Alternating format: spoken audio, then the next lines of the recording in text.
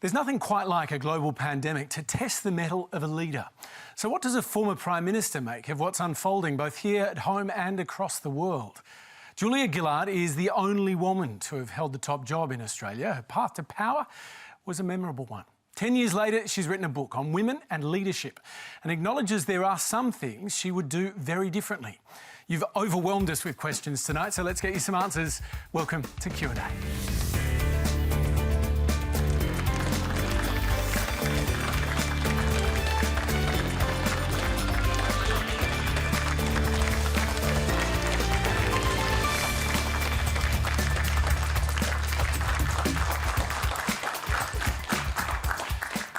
Hi there, welcome to the program. Would you please put your hands together for Julia Gillard?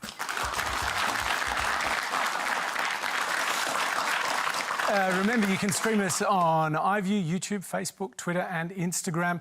Quanda is the hashtag, so please do get involved and be nice. You've sent us some great questions tonight on everything from feminism to global politics and Julia Gillard's record as leader. We'll attempt to get answers to as many of them as we can. You're also still sending us, obviously, lots of questions on how we're managing our response to COVID-19. So joining us a little later in the program, infectious disease expert Professor Raina McIntyre will be here to answer some of the specifics on those. But we'll start tonight in Victoria. Our first question is from Mari Walker, who's live in Frankston South. Hi Hamish, hi Julia. I live alone as my husband died last year, and now that we've gone back to stage 3 restrictions, I'm really quite concerned for my mental health, which is generally pretty well managed.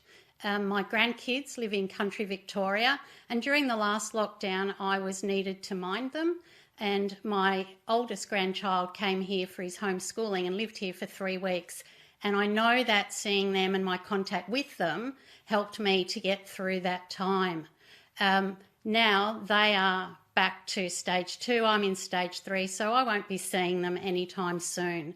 So could you tell me what is available in addition to tele and online services that might be able to support me and people like me who are perhaps even more vulnerable than me to get through this next time? Now, you've got lots of hats, Julia Gillard. One of them is with Beyond Blue. Is it easy to answer that question? I'll try and give the best answer I can. Everybody's circumstances are different, but what I certainly know from the Beyond Blue view on the world is that many people are feeling exactly like you. In fact, we saw a more than 60% increase in contacts towards Beyond Blue when lockdown was announced, so people were reaching out.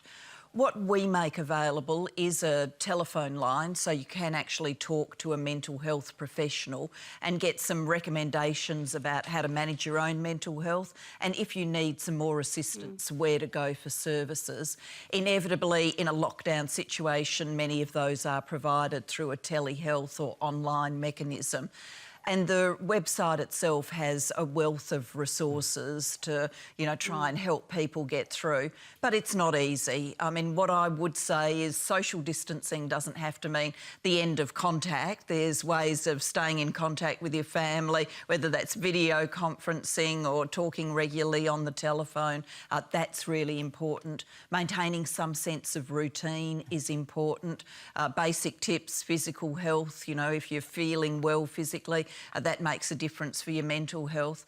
But for all of us, I know it can be hard to feel it at this time, but we are going to get through this. It's a limited stage. It's not going to be forever. There will be a time when you'll be back in the same room with your family again. And the sacrifice you're making now is such an important one. It's, going to keep people safe. One of the things that helps me think about it is, there aren't too many times in our lives when we could say that we're helping save lives. It's normally police officers and firefighters and nurses who can say that. But at this time, we can actually all say we're doing things to save lives, and you most certainly are. Mari, I'm interested to know this second time round for you, is it that lack of human contact, the physical separation from the people you know and love? Yes, because the grandchildren are the only ones, only other humans that I've touched in this time, and that touch is really important. And I've got a strong support network of family and friends, but this time everyone is taking it much more seriously, which is a good thing but everybody is keeping their distance. And we don't know how long it's going to go for. I suppose you can have all the telehealth in the world, all of the helplines. Nothing really can make up for that, can it? Yeah.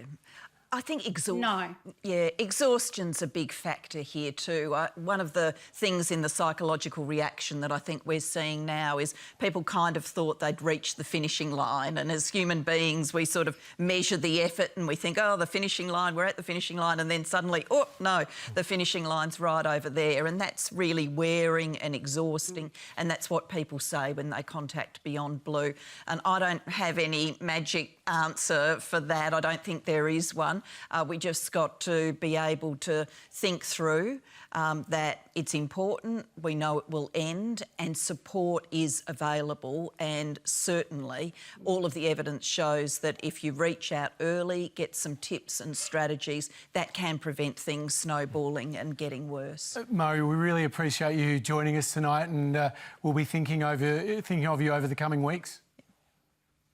Thank you very much. Nice to talk to you. And I should point out, of course, that if you or anyone you know is experiencing difficulties, some of the numbers that Julia Gillard was referring to there, Lifeline 13 11 14. There's also the Coronavirus Mental Wellbeing Service and website, coronavirus.beyondblue.org.au. Well, our next question tonight is from Liam Fitzpatrick in the studio. Whether it's Trump in the US, Bolsonaro in Brazil, or Johnson in the UK, the pandemic has exposed the shortfalls of populism and a strongman style of leadership. Do you think the future of global politics lies in the styles of leadership exhibited by female heads of state, like Merkel in Germany or Ardern in New Zealand? And do you think that there's something to be said for the distinctly feminine style of leadership being the answer to navigating this crisis? Well, great question, and thank you for it. I'm not a believer that men and women are inherently different in terms of their leadership styles. I don't think it's predetermined. It's not that our brains are different, but we are socialised differently, and male and female leadership is received differently. And so the evidence that we looked at when we were writing the book shows that a female leader to succeed has to manage a balance between strength and empathy. If she's too strong, people will go, oh, she's not very likeable, we don't like her very much. If she's too nurturing and caring, people will say she hasn't got the backbone to lead. So women leaders are already very highly skilled in this balance of strength and empathy.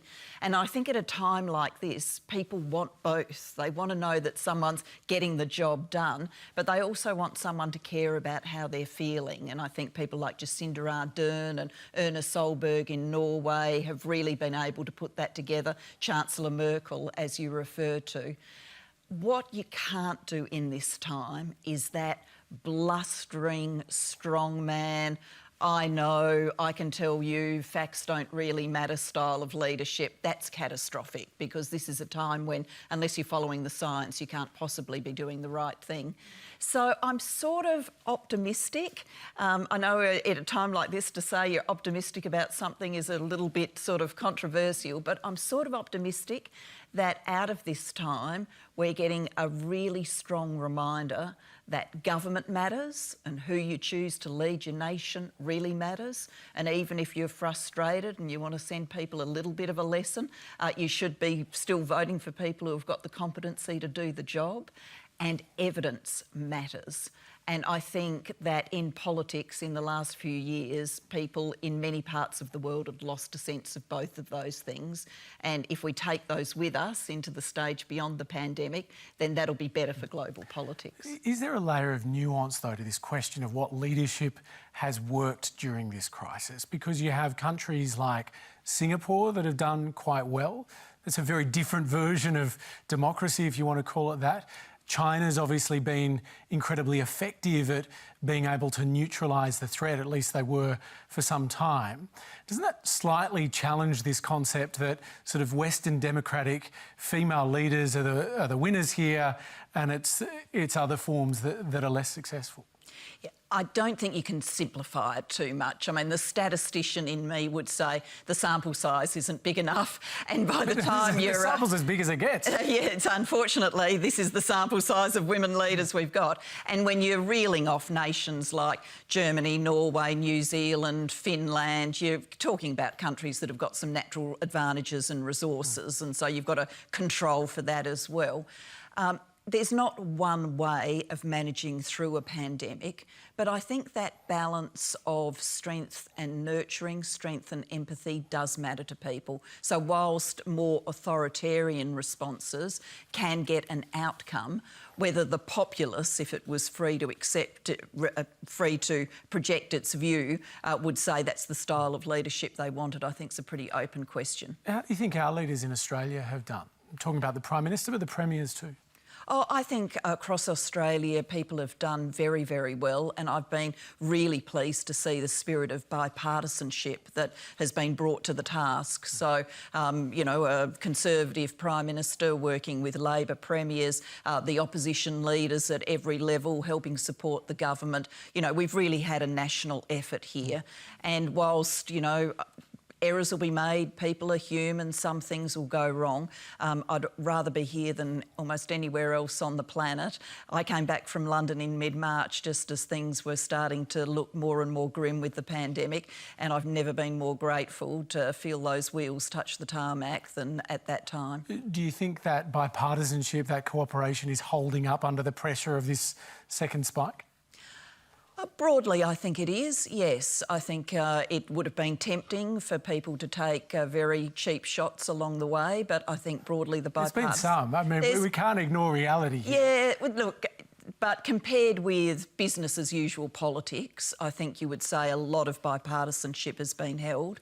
And I'd also want to pay tribute. You know, the politicians sit on top of a big machine called government, and this big machine's got public servants and people with health expertise and various instrumentalities that for years have been practising what they would do in a pandemic and honing the skill set, and that's come to the fore as well. With that institutional heft, then even, you know, with good leadership, we wouldn't be in the position that we are today. You talk about that. Did you ever actually imagine what it would be like when you were leading, that our country, our world would be in a situation like this?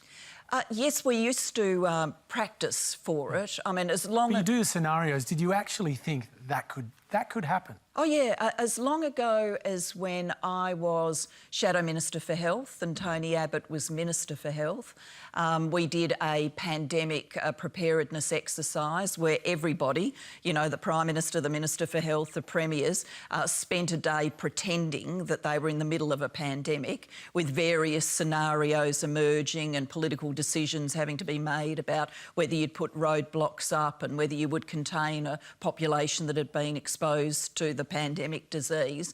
And, you know, I only had a sort of humble role in it because I was the Shadow Minister, but there was a moment when the Minister for Health had to ring the Shadow Minister to advise of the circumstances to try and maximise bipartisanship. So it all sounds pretty weird, like we were, you know, playing a game, but it was one way of testing institutional systems and responses and working out where the weak spots were. I'm interested to know how close this reality has been to what you experienced in those rehearsals, as it were. Oh, I mean, that was, you know, a one-day exercise where you had all sorts of curveballs thrown at you to deliberately test the system. So this has been a much longer period of time, and I don't think any one-day war game can prepare you for the relentlessness that leaders are going through and the system's going through meeting this pandemic. But, you know, I do think doing things like that, facing off challenges as we have in the past, bird flu and the rest of it, we have strengthened the system, and that's been all to the good. All right. Our next question tonight is a video from Grant Smith in Collingwood in Victoria. What is the actual endgame here in Australia in regards to COVID-19? We as a state and country knew the reopening of businesses and economies to get back to some kind of normality was going to come with increased risk of a second wave and more community transmission. It's inevitable. The situation in Victoria is evidence of this, and as a Victorian now, I'm wondering, where does this end? not just for Victoria, but for the rest of the country. What are the state and federal governments actually trying to achieve? Total eradication? This brings me to ask, are we kidding ourselves that lockdowns are the answer? Or are we hiding behind the couch only to stick our heads out yet again and get hit again with another lockdown? All right, at this point, we're going to bring in another voice to help us answer these questions. Professor Raina McIntyre is the head of biosecurity at the Kirby Institute. Nice to see you back on the program, but I suspect we all wish it were in better circumstances. Can you answer that question simply? What's the end game here for Australia? The end game is a vaccine. Without a vaccine, there's really no certainty around where we're going and how we're going to get out of it, because there is a pandemic that's going on. It's getting worse, and it's really the worst pandemic of anyone's lifetime, of most people living today. Arguably, it's even worse than the 1918 Spanish flu. So, you know, we can wish that it wasn't there, and I think we can look to Sweden as an example of the sort of fallacy that if you just carry on as normal and let the disease rip through the community, that everything will be fine. They did not have any economic benefits from doing so, from what I understand, but just had a much higher death toll and, you know, much higher burden on their health system, and a lot of preventable deaths and illnesses that occurred as a result. We are, though, seeing a lot of these arguments re-emerge now that were prosecuted early on in this about elimination or suppression or, as you describe it, letting it rip. But the circumstances are different now because we've had months of the economic impact of this too. Do you have a view as to whether our current approach is still the right one, suppression? Yes, it is the right one. And there isn't a choice between disease control and the economy. If you don't control the disease, the economy is going to fare worse. So really you have to just find that balance between allowing as much economic activity as possible and at the same time, you know, managing the disease so that you're minimising morbidity and mortality, the deaths and the hospitalisations, and keeping your health system still standing. These are the sorts of decisions that no leader obviously wants to make. But do you see it getting harder and harder to make the argument for what we're doing as this goes on?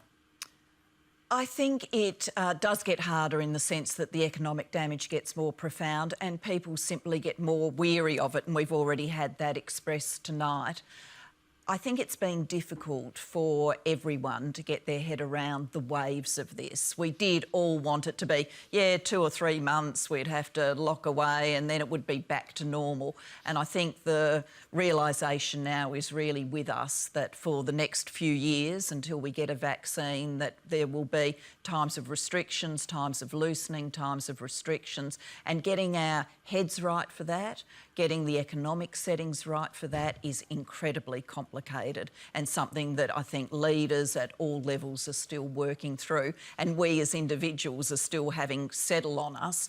I mean, just, you know, to give an example from my own world, I do a lot of work internationally. I came back home in a hurry in March, and when I first came back, I was thinking to myself, well, when will I next get to London for the Global Institute for Women's Leadership, which I chair? And I thought, oh, maybe I'll be able to make the October trip. Well, you know, that's just... That deadline keeps getting pushed back. You know, now it just seems silly to say that I ever thought I'd be back in London as early as October. Of course I won't be.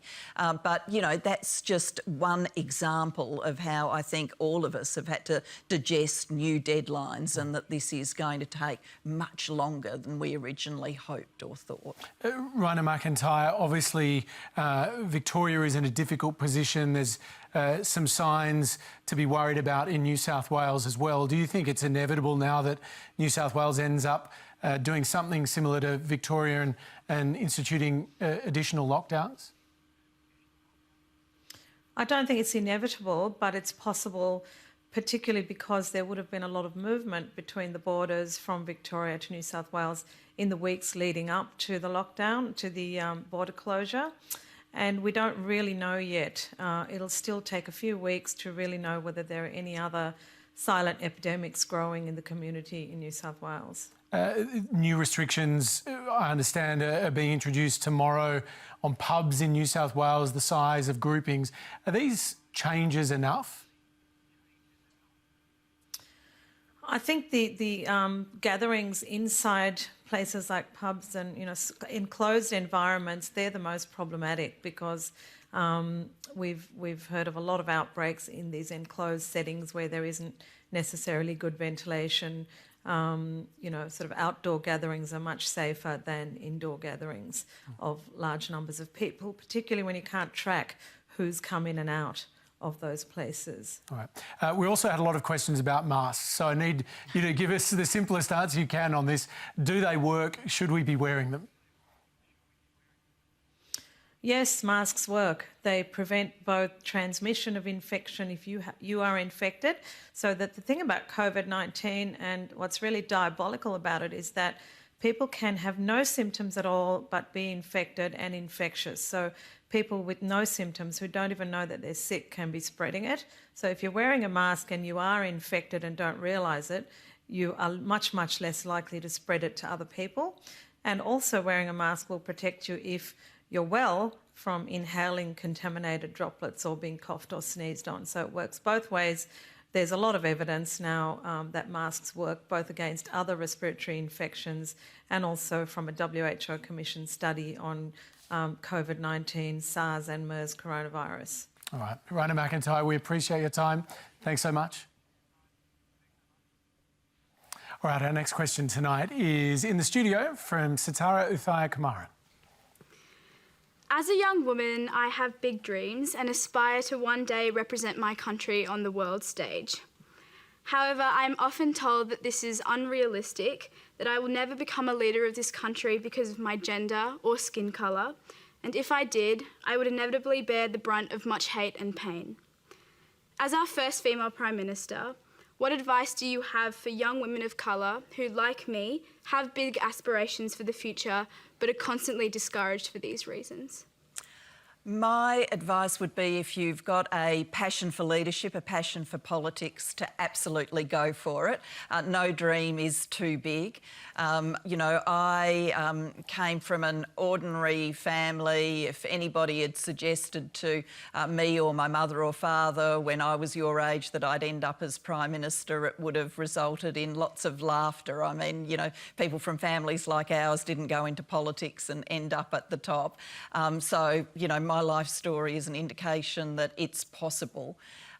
Yes, I'm not going to insult your intelligence, though, and say that there would be no gendered bit or no racism. You would encounter those things. I wish I could tell you, no, it would all be fine, but that wouldn't be honest.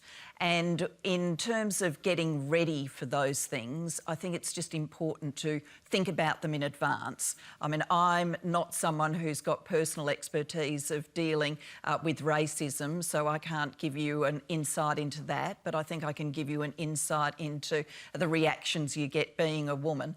And one of the reasons I wanted to write a book was to say to young women, go for it, but don't be naive. You will get gendered reactions. Think about how you're going to handle them in advance. Forewarned is forearmed. And I wish I'd had a book like this when I was starting out in politics.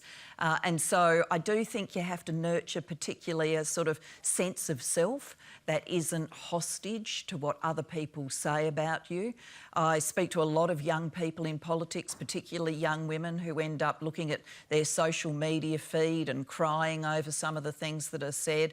And you do have to find a way of kind of distancing who you really are from these casual and cruel critiques by others. So lesson number one is don't spend night times over the social media. If you're in a professional campaign, you get someone else to do that for you. You don't do it yourself.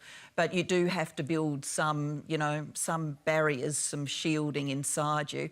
And the earlier you can think about that, who you would reach out to for support, how you would deal with sexism, whether you'd call it out, whether you'd try and get someone else to call it out, the better your defensive strategies, then when the moment comes, the readier you'll be to go.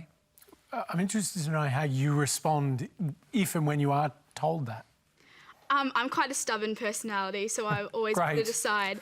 But I think it's more the subtleties as well. It's, you know, by example also, you know, looking in Parliament and seeing discrimination not only based on gender but also race, like within the Parliament. And I think that in itself is quite kind of hurtful, but also like it's discouraging. And I know a lot of my friends who are also people of colour, who are also women, are discouraged from doing those kinds of things, even though I think they have the most brilliant mind. So I think it's like, how do we change those subtleties that exist within our country that actually prevent women and people of colour from going into those positions? And did the experience that Julia Gillard went through as Prime Minister encourage you to pursue politics or discourage you?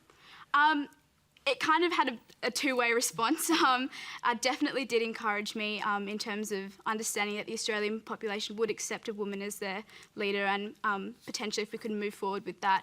But also, I think the discrimination that you did face was a bit of a hindrance. But I think the misogyny speech kind of combated that all. So that was very encouraging. Stubborn is a really good character trait. I am a very stubborn person. We should have a club, Stubborn People of the World Unite or something.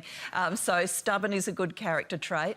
And the more women who go into it, the more women of colour who go into it, then the easier it ultimately becomes. In the book on women and leadership, we interviewed women leaders, and I'm saying we because I co-authored it with an African friend of mine, a woman called Ngozi Okonjo-Iweala.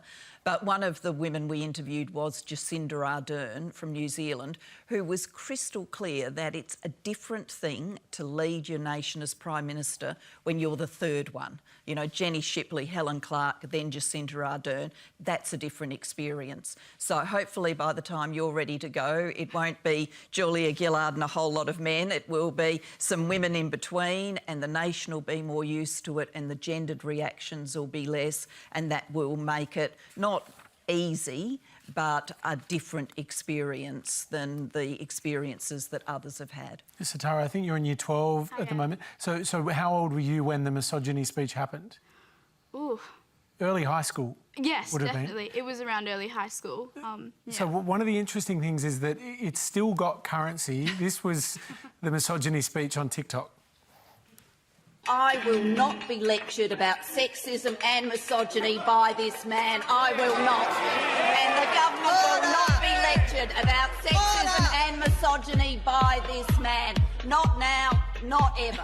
The Leader of the Opposition says that people who hold sexist views and who are misogynists are not appropriate for high office. Well, I hope the Leader of the Opposition has got a piece of paper and he is writing out his resignation. Because if he wants to know what misogyny looks like in modern Australia, he doesn't need a motion in the House of Representatives, he needs a mirror. I'm a bitch, I'm a boss, I'm a bitch and a boss. So are you on TikTok? To tell you the truth, when that all started, I was getting messages from friends about TikTok. I didn't even know what TikTok was. I'm staring at these messages and trying to work out what they're talking about. So that got me, I'm not on TikTok, but at least that got me looking at TikTok, and I know that it became quite a thing, the misogyny speech. That was made by a young woman called Abby. Are you Yes. surprised at the fact that it still has some kind of resonance even now? Oh, astonished.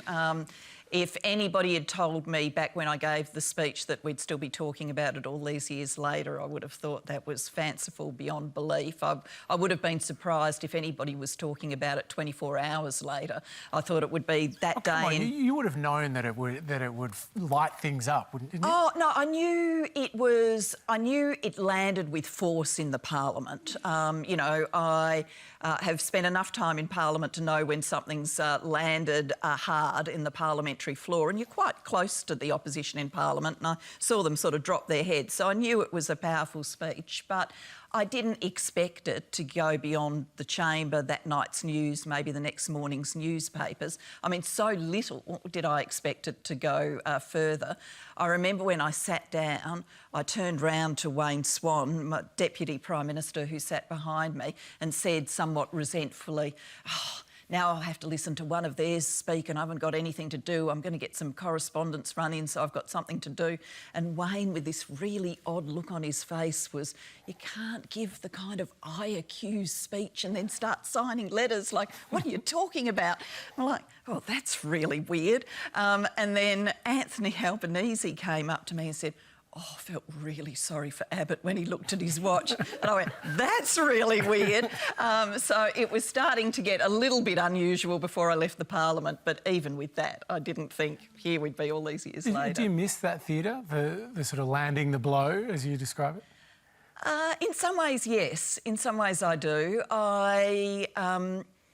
You know, there's kind of a division in feminist thinking about whether you know, as feminists, we should be looking at power structures and trying to break them down and making them more collective, more caring and sharing.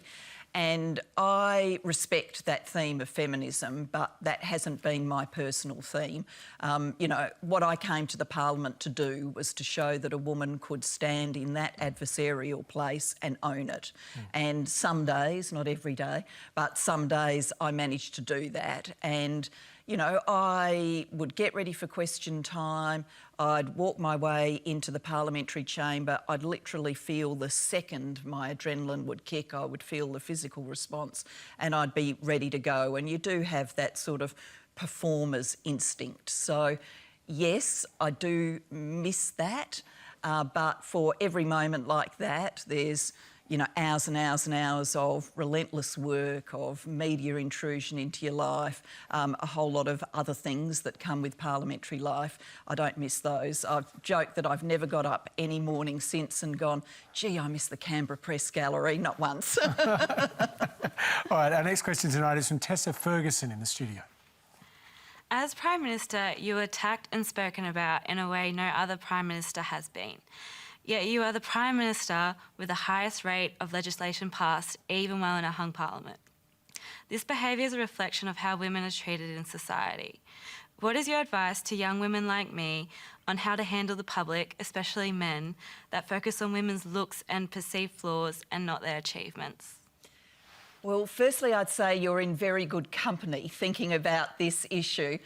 We talk to women leaders about this sort of relentless focus on appearance, and Hillary Clinton had gone so far as to do the maths of getting ready to go campaigning each day when she was running for president, so an hour in hair and makeup, and she added that up to 24 days of campaigning she lost because she was in hair and makeup. Meanwhile, Donald Trump was emerging looking like Donald Trump without any expectation that that was going to have a quaffed result, if I can use that terminology. So it's frustrating that, you know, so much oxygen's still taken by appearance.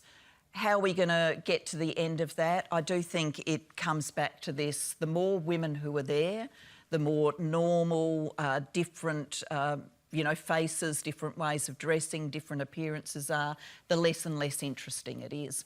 And the, you know, history of countries that have had more than one female leader is that it gets less over time. You know, the, oh my God, she's a woman, oh, look at that jacket. You know, that's kind of intriguing first time round, second time round, less intriguing, third time round, not intriguing at all. So whilst we still all have to stomach it for a while, I think it's really important that women get in there and go for it. And I think there's a general message here for our society. It's beyond politics. I think social media drives a, you know, very instant appearance reaction.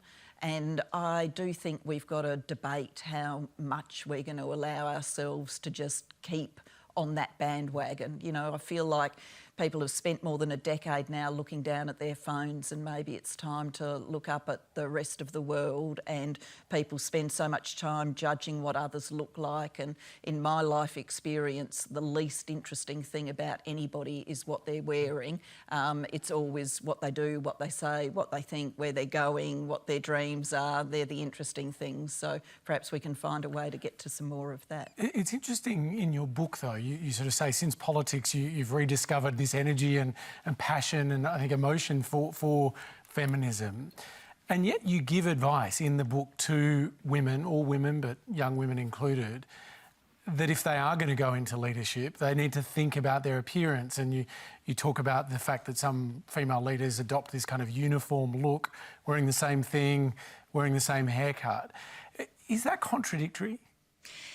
Yeah, it is in some ways. I talk in the book about being an analytical feminist for all of my lifetime. I believed even as a child that girls and boys were equal, and then I went to university and I learned some things about feminism, and, you know, then I was away. But it was always this very analytical, you know, we've got to do something about gender equality. And then I was in politics, I had the opportunity to do some things, and so you'd tick boxes, you'd get things done, you'd have that sense of achievement.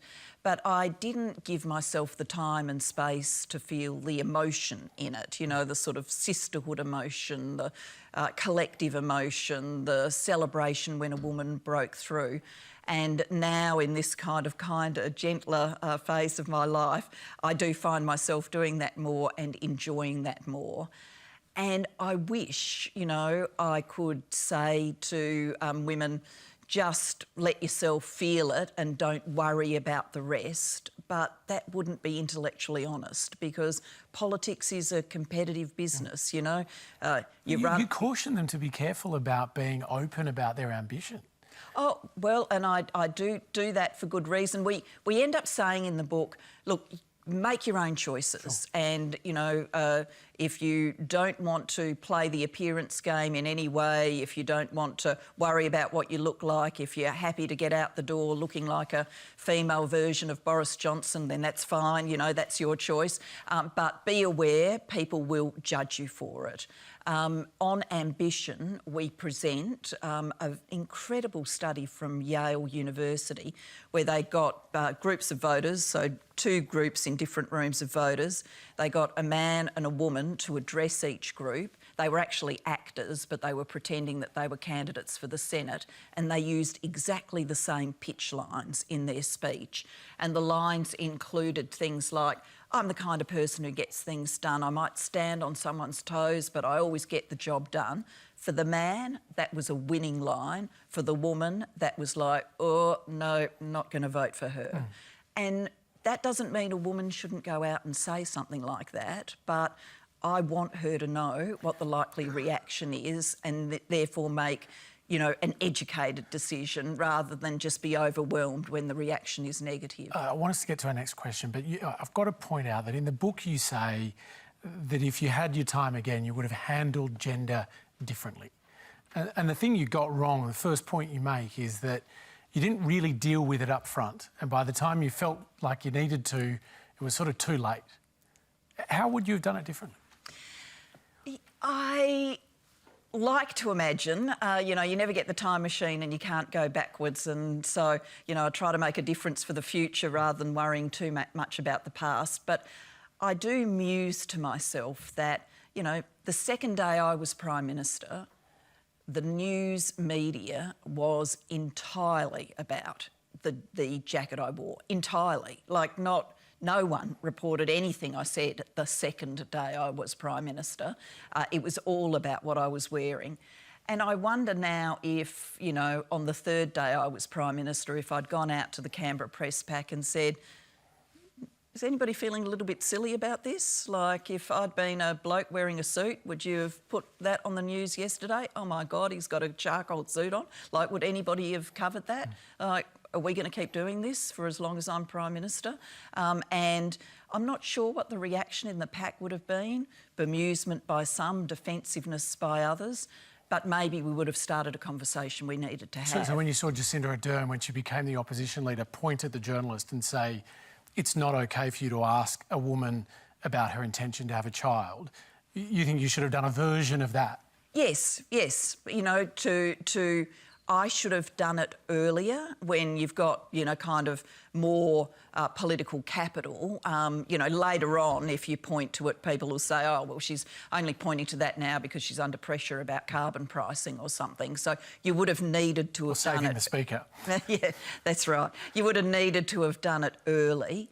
And the other thing, though, I should have done and didn't, and I didn't realise it was going to get as mad as it did around gender, but if I'd known that, I think I would have tried to cultivate some men outside politics and ask them, you know, when it gets really crazy, I don't want you to rush in to support me, Julia Gillard, the politician. I don't even want you to rush in to support the government's policies. You feel free to rush in and say the policies are crazy and I'm not going to vote for the government if that's what you believe. But could you at least say we don't do our politics like this? Like who? Oh, I think if the CEOs of Australia's top 10 leading companies, the day after the rally with the bitch witch signs, if they'd done a letter to the newspaper which said, look, you know, people can have a variety of views about putting a price on carbon. They're all legitimate views. We should be having a debate, but we don't have a debate calling the Prime Minister of the country with sexist terms. I think that would have been really noted. But, you know, things like that didn't happen. And I'm not putting blame on anybody. And I didn't do it. So, you know, I'm not saying, look, you know, I now blame those people for not doing it. I think we all underestimated how it was going to cycle up. And so none of us came in early enough. OK. I'd love to keep asking you about that, but we need to get to our next question. It's from Alan Collegato. Thanks, Hamish. Hi, Julia. Hi, Alan. In your farewell speech, you said that gender doesn't say or doesn't tell the whole story about your time as Prime Minister, but neither does it say nothing. Setting the question of gender aside, do you think that you would have gotten a fairer go as Prime Minister if you had reached that position in a more conventional way? I reached that position in a way that's certainly been done before in Australian politics. Paul Keating against Bob Hawke, to take one example. I think inevitably coming to the Prime Ministership the way that I did was going to raise a series of questions, and it would require answering over time and have some inherent political difficulty around it, and that would have been true as a man or as a woman. What I think was extra for me is because, a la this university research that I've just been discussing, because we're kind of wired with this sexist stereotyping in the back of all of our brains, I've got as much of it as anybody else, this sexist stereotyping that reacts against women that look like they're seeking power for themselves, I think there was an extra frisson around me coming to power in a party room situation the way I did against Kevin Rudd. And, you know, I do think if you go back and look at the reporting of Paul Keating's victory over Bob Hawke, there wasn't the same positioning of Paul that there was of me. Now, people can say a variety of things that were different, you know. Keating had waited a lot longer. Yeah, Bob Hawke had been a long-term Prime Minister. No one was surprised. Paul had had one ballot, then gone to the back bench, so everybody was ticking down the clock knowing that there would be a second ballot, so no one was surprised, whereas in my circumstance there was a lot of shock factor. So there were differences, but one of those differences was gender. And one of the things that's constantly intriguing to me about looking at all of this is, you know, it's so complex just pulling out the gender thread. You know, politics never gives you the control test, or almost never gives you the circumstances where a man and a woman are in exactly the same political position and you can analyse exactly the difference gender makes. It's always more complicated than that. That's the story of my Prime Ministership, but gender was a thread. What can I do now? Well, I can leave the writing of who thinks what about what to the history books, and I'm content to do that. But as an advocate and a campaigner, I can try and make a difference to this gender piece for the women who come along in the future. Where do you draw the line in your own mind, though, between what was gender-based and what was reasonable, justified criticism of you as the Prime Minister? I can't do it as a percentage because, you know, it varied day to day and in different ways. Look, Mostly, I think the criticism of me as Prime Minister was criticisms of me personally or my policies, which were in the general slipstream of the robust nature of Australian politics, and I don't resent any of that. You know, I knew what politics was like in this country. It's not for the faint-hearted. You know, I'd given as much as I'd ever got, so, you know, I'm not going to say that was a problem for me. But you know, the positioning around ambition, around she'd have no idea what life's really like because she doesn't have children, the, you know, inquiries into my private life, the insults in question time and the ones beyond it, which were based on gender. Those things, you know, had an acidity to them which hasn't historically been present. Now, that doesn't mean that, you know, harsh words don't get said about Prime Ministers, and I've said a few myself, but to the extent it was really based in those gendered terms, then that was inappropriate. Now, you know, at the end of the day, you know, I'm here, I've lived a great life. Being Prime Minister was an absolute privilege. If I had a time machine and you told me you've got to go back now and live every day and every day is going to be exactly the same, I'd go and do it again in a heartbeat. So, you know, I'm an optimist about politics. I'm proud of my political career. I've had a great life in politics. And I, you know, at the end, every day mattered to me and I was pleased and proud to be there. But if I can get that bit out for people in the future, then that would mean something to me, for me to really be able to say, not only me being the first, but the things I did afterwards made a difference for future women. All right, our next question tonight is a video question from Hannah McCann in North Melbourne. Former Prime Minister Julia Gillard. In 2013, you cut payments to single parents, which meant that they were $60 to $100 worse off per week. I grew up in a single parent family and that money was just enough to put food on the table every night. I ended up going to university and I'm now a university lecturer, but I cried the day you announced those cuts. If they had been made when I was a child, I'm not sure I would have ended up where I am now. You passed that legislation on the same day as your infamous misogyny speech and you call yourself a feminist. But what kind of feminist legacy is it to cut the payments of single parents, mostly mothers, and prevent the futures of children just like me? Well, I understand that was a controversial decision, but just to paint the picture for people, and I can understand Helen and many others are never going to see eye to eye with me on this, so I accept that and accept how genuine she is in her criticism. I should tell you it's Hannah, just oh, Hannah, I'm sorry, yeah. Hannah. There had been a long-term change in parenting payment. It had been made as long ago as the Howard government about when people would come off parenting payment and go on to New Start. And it was a policy adopted by the Howard government basically because the evidence shows that it is in the interests of children to be in a household with a parent who works, and so it was a welfare to work measure. There had been the grandfathering of people who were then on parenting payment when that change was made, and it had applied to all new people. And so by the time we were in government, the grandfathered percentage was small, and we thought it was fair to equalise treatment. Otherwise, you were in a situation where families that were identical in every other respect were getting differential You payments. ended the grandfathering, We ended the grandfathering. Now, you know, I get that a lot of people would have said it was fairer to just leave the grandfathering, and I respect that. Never going to persuade people about it, but we didn't do it from some impulse which was anti-single parents or children, and I think a fair weighing of all of the things that we did to support families that had disadvantage, and particularly the education of children from disadvantaged backgrounds, means that we can say that we made a real difference. So it's for people to judge. Do you think your position on that and your claimed position on paid parental leave tarnishes your record as far as your feminist outlook is concerned?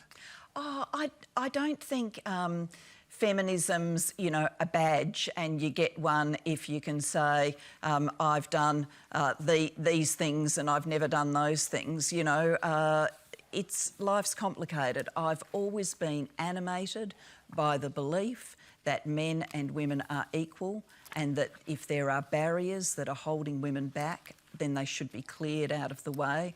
I've tried to be as true to that belief as possible throughout all of my political life and the years since. Am I the perfect feminist? No, I'm not. Am I a guilty feminist from time to time? Have I got things wrong? Undoubtedly. But, you know, I've always tried to hold true to that. All right. Our next question tonight comes from Kate Rowe in the studio. Hi, Julia. I just preface this by saying that I'm what's called a 78er, which meant I was in the first Mardi Gras in 1978. I was 26. And in the riot that ensued, and I was arrested, I was bashed, I was jailed, and I was fighting for my rights to be, as a lesbian, to be who I am. So that follows on that whilst I did and I still do admire and respect you for your time as Prime Minister and as a Member of Parliament, it still puzzles me why you chose not to support same-sex marriage.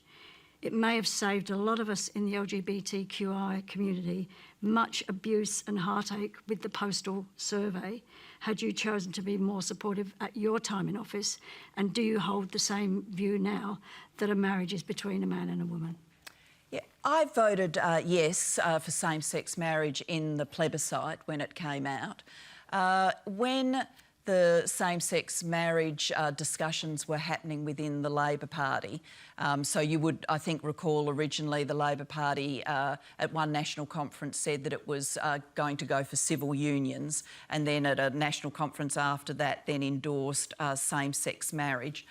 I thought there was a discussion to be had around the status of religious marriage in our society, and whether that was going to be the kind of dominant way we looked at marriage. So whether we could have changed the terms of the discussion so that what the law did was different from the traditional conception of marriage. You know, I'm not someone who's ever been married, and I thought we could have this more broad debate about what civil unions could mean. Now, as history records, obviously mine was ultimately viewed as an eccentric position, maybe one left over from my late 1970s and early 1980s feminism, where if you'd said to many women in that era, you know, what you're aiming for is to get married, whether they were straight or gay, they would have looked at you with horror, like, what on earth are you talking about? That's not the kind of relationships we want to see. We want to see a different world, a more equal world, not one that brings this institution with all its traditional baggage into new circumstances. But, you know, it was my own position. The March of Human History obviously took the tide on towards same-sex marriage, and when the decision was there to be made through a plebiscite, I certainly voted yes.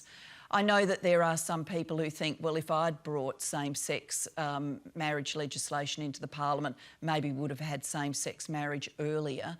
My political judgment is that wouldn't have happened because, as you would recall, we were a minority government.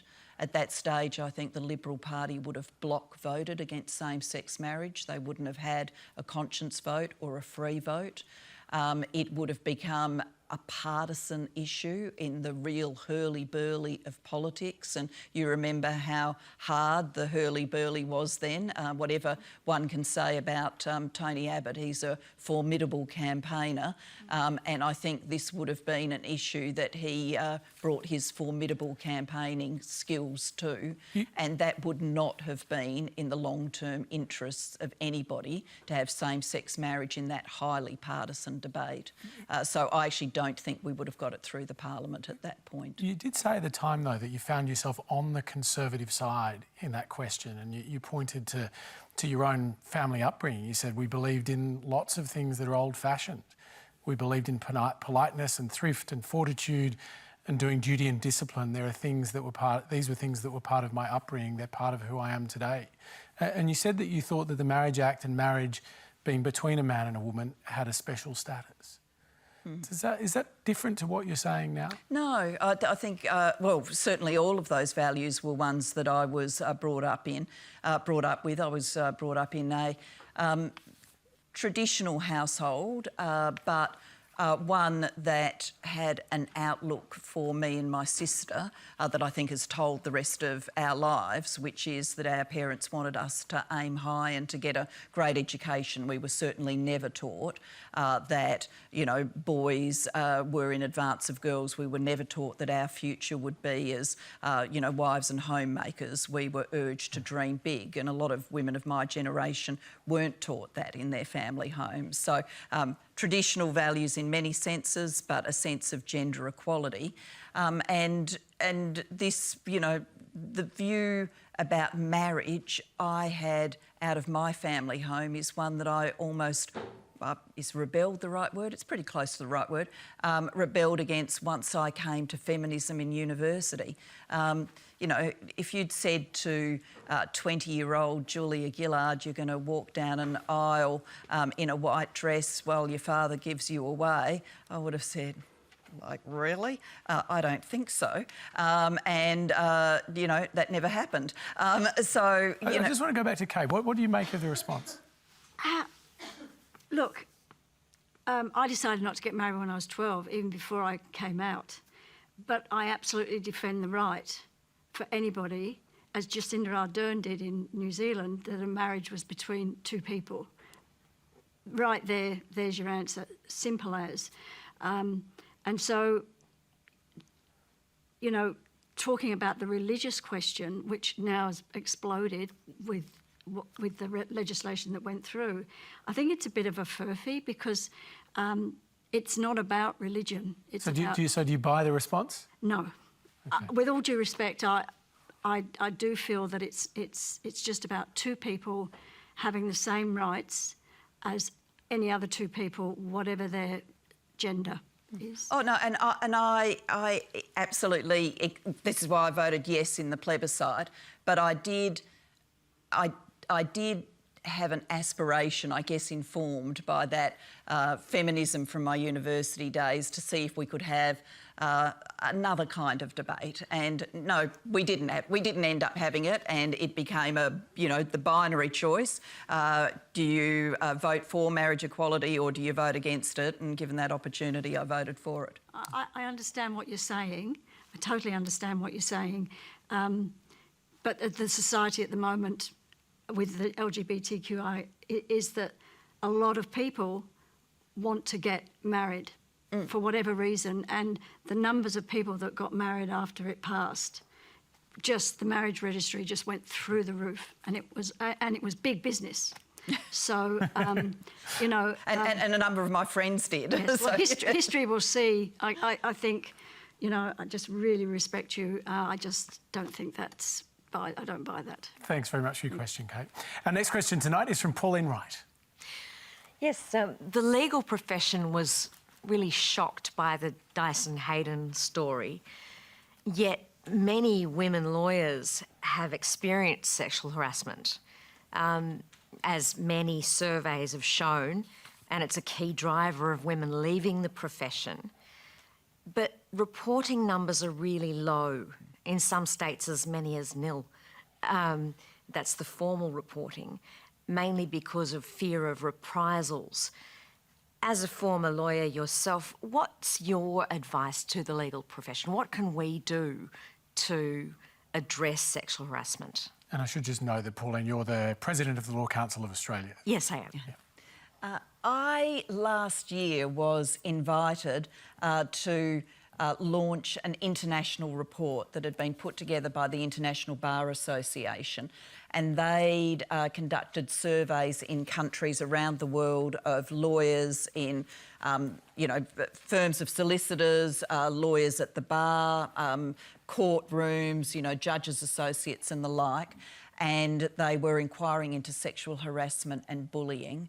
and the statistics that came back and the examples that came back were just, amazing, disgusting, disheartening. For every statistic, they put a sort of snapshot of something that someone said in the surveys, and it just enough to make you cry to see what people had gone through. And when I got asked to launch that report and read it so that I could put my speech together, the first time I read it, I thought, I'm really shocked by that, and my experience in the law hadn't had any of that. And then when I read it again and thought more about it, I thought, no, of course it's like this, because the law is still one of those professions where networks and patronage and people with power like partners and senior counsel putting their favour with people who are up and coming means everything. And as we know from Hollywood and Weinstein and all the rest of it, when you have those kinds of power dichotomies, someone who can literally make or break someone else's career through a statement, then that will be misused.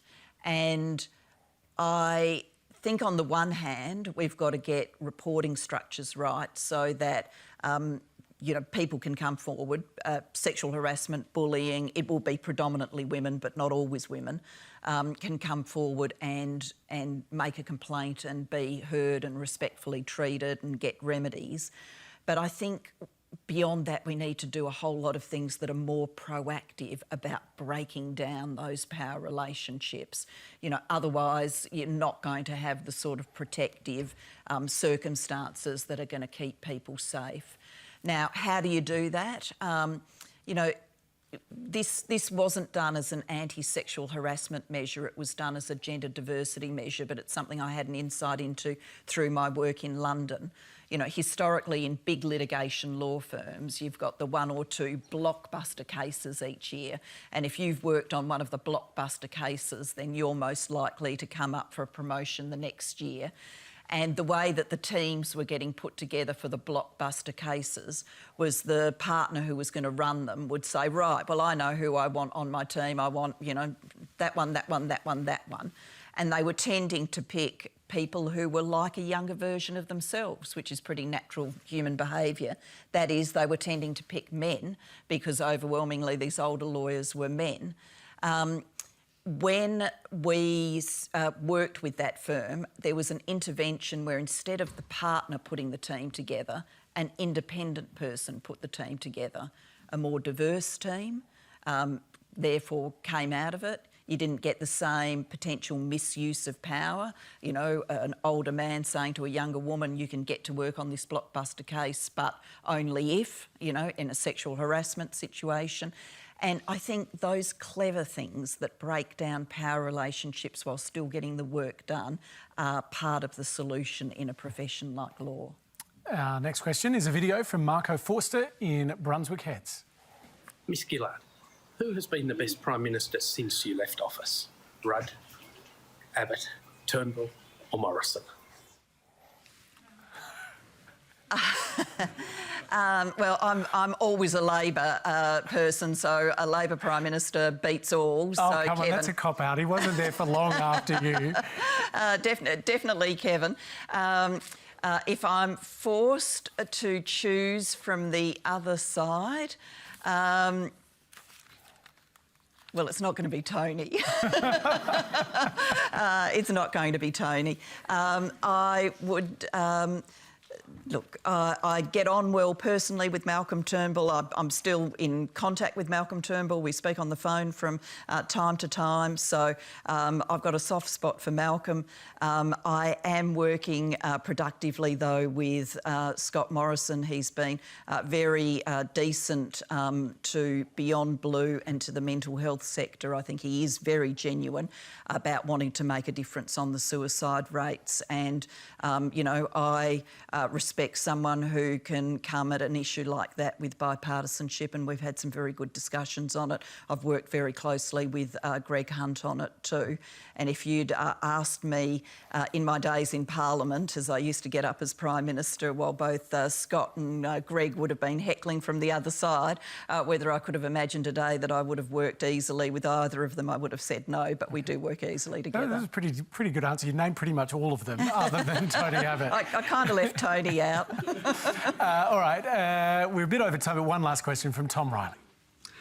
So my question is, what role do you think former Prime Ministers should play in Australian society after they leave office?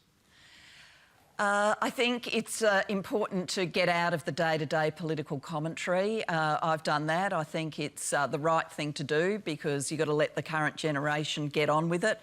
If they need your advice, there's, these things called telephones. They can always, use one of them and speak to you about it. They don't need to read it in the newspaper or hear about it on TV. So don't be in the contemporary political debate. Try and use the skills for things you're still passionate about and can do some good in society. People come out of the Prime Ministership, different ages, different expectations about what the rest of their life's going to be about, but you come out with a set of skills that I think you can put to good use. So do more, talk less would probably be the motto, even though I'm here on Q&A talking quite a lot tonight. I don't make a habit of it. And go easy on social media? Yeah, go. Social media I think is a good vehicle in the sense that, I put out things on social media that I think are important, but